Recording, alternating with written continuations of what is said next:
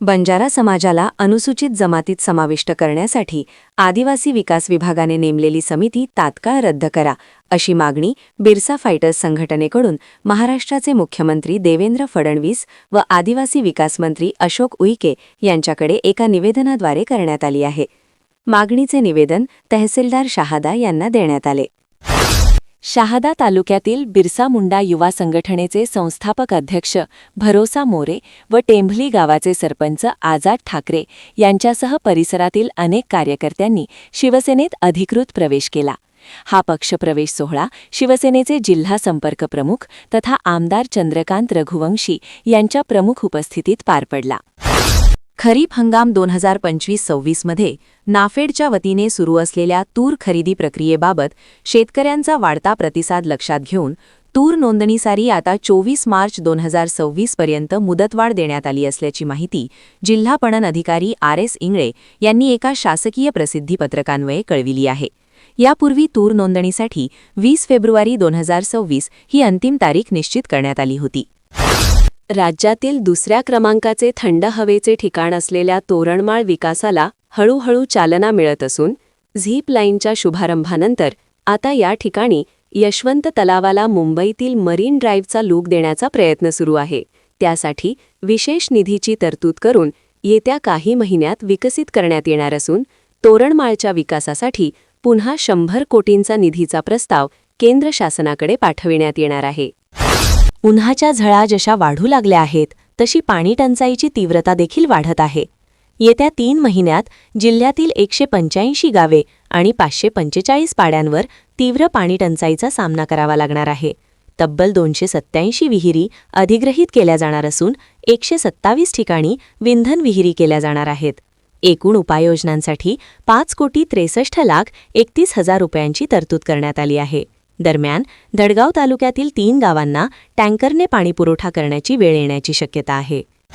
मंदाणा येथील सराफा दुकान फोडून चोरट्यांनी 50,000 रुपयांचा मुद्देमाल चोरून नेल्याची घटना घडली. याबाबत शहादा पोलिसात चोरीचा गुन्हा दाखल करण्यात आला आहे. मंदाणा येथील मुख्य बाजारात प्रितेश नरेंद्र सोनार यांचे सराफा दुकान आहे.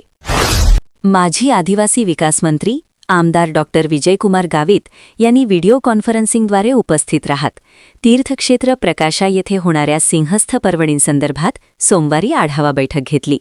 माजी खासदार डॉक्टर हिना गावित यांची प्रमुख उपस्थिती होती. राज्यात 18 फेब्रुवारी ते 15 मे या कालावधीत छत्रपती शिवाजी महाराज महाराजस्व अभियानाअंतर्गत समाधान शिबिर अभियान राबविण्यात येत आहे. यात महसूल दस्तऐवज, प्रलंबित फेरफार निकाल, 7/12 दुरुस्तीसह उत्पन्न, रहिवासी, जात आणि नॉन क्रिमिलेअर प्रमाणपत्रांचं वाटप एक खिडकी प्रणालीद्वारे होईल. अर्ज स्वीकारणे, पडताळणी आणि सेवा वितरण ही सर्व प्रक्रिया तातडीने राबविली जात आहे. ग्रामीण भागातील आरोग्य व्यवस्था अधिक सक्षम करण्यासाठी 1 एप्रिलपासून राज्य सरकारतर्फे माझं गाव आरोग्य संपन्न गाव हे विशेष अभियान राबविले जाणार आहे. या अभियानांतर्गत उत्कृष्ट कामगिरी करणाऱ्या ग्रामपंचायतींना 5 कोटी रुपयांपर्यंतचे राज्यस्तरीय पुरस्कार जिंकण्याची संधी मिळणार आहे. या मोहिमेत सहभागी होणाऱ्या गावांचे एकूण 59 विविध निकषांवर गुणांकन केले जाईल.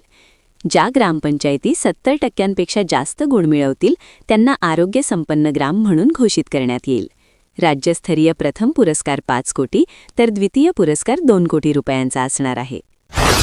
ओंकारेश्वर येथून नर्मदा व कावेरी संगमावरून कावड भरून अस्लोदकडे निघणारी कावड दिंडी पदयात्रा मंगळवारपासून रवाना होणार असल्याची माहिती धर्मा शिंदे यांनी दिली. तळोदा तालुक्यातील दलीलपूर शिवारातील तरुण शेतकरी देवेंद्र विनोद चौधरी यांनी 3.5 एकर क्षेत्रात इलायची केळी एलक्की या दक्षिण भारतात प्रसिद्ध असलेल्या केळीच्या जातीची लागवड करून तालुक्यात पहिलाच प्रयोग यशस्वी केला आहे. देवेंद्र चौधरी यांनी यूट्यूबच्या माध्यमातून आधुनिक शेतीचे तंत्रज्ञान आत्मसात केले. रेल्वे गाडीतून उतरताना धक्का लागल्याने शिवीगाळ करीत चाकूने वार करीत एका प्रवासीला जखमी केल्याची घटना दोंडाईचा रेल्वे स्थानकावर घडली. या प्रकरणी युवकाविरुद्ध नंदुरबार रेल्वे पोलीस ठाण्यात गुन्हा दाखल करण्यात आला आहे. काठी गावी होळी उत्सव पाहण्यासाठी जात होते. यावेळी भरधाव वेगात समोरून आलेल्या भरधाव बोलेरो गाडीने दुचाकीला दिलेल्या धडकेत 2 जण जखमी झाल्याची घटना निंबीपाडा येथे घडली. IPL 2026ची सुरुवात 28 मार्च रोजी होईल. रविवारी T20 विश्वचषक फायनलपूर्वी याची घोषणा करण्यात आली. आधी स्पर्धेची सुरुवात 26 मार्चपासून होणार होती. तमिळनाडू, केरळ, आसाम, पश्चिम बंगाल आणि पुद्दुचेरीमध्ये होणाऱ्या निवडणूक कार्यक्रमामुळे लीगच्या वेळापत्रकात बदल करण्यात आला आहे. विधानसभा निवडणुका असलेल्या राज्यांमध्ये 3 प्रमुख स्टेडियम आहेत, जे IPLच्या ठिकाणांसाठी वापरले जात आहेत. तमिळनाडूतील चेन्नई येथील MA Chidambaram stadium, Chepauk, Chennai super किंग्सचे होम ग्राउंड आहेत. अमेरिका, इस्रायल आणि इराण यांच्यात सुरू असलेल्या युद्धाचा भडका आता देशातील साखर उद्योगापर्यंत पोहोचला आहे. युद्धाच्या पार्श्वभूमीवर जागतिक बाजारपेठेतील अनिश्चितता आणि सागरी वाहतुकीतील अडथळ्यांमुळे भारताची साखर निर्यात जवळपास ठप्प झाली आहे. याचा मोठा परिणाम देशांतर्गत बाजारावर होणार असून 15 लाख टन साखरेचा अतिरिक्त साठा शिल्लक राहण्याची भीती निर्माण झाली आहे. घरगुती गॅस वापरणाऱ्या ग्राहकांसाठी केंद्र सरकारने महत्त्वाची सूचना जारी केली असून गॅस जपून वापरण्याचे आवाहन केले आहे. तेल विपणन कंपन्यांनी घरगुती LPG सिलेंडरच्या बुकिंग नियमांमध्ये मोठा बदल केला आहे. नवीन नियमानुसार आता 2 सिलेंडर बुक करण्यामध्ये किमान 25 दिवसांचे अंतर असणे बंधनकारक करण्यात आले आहे. या निर्णयामुळे गॅसचा काळाबाजार रोखण्यास मदत होईल, असा दावा केला जात आहे. महाराष्ट्रात सध्या उष्णतेचा पारा झपाट्याने वाढत चालला आहे.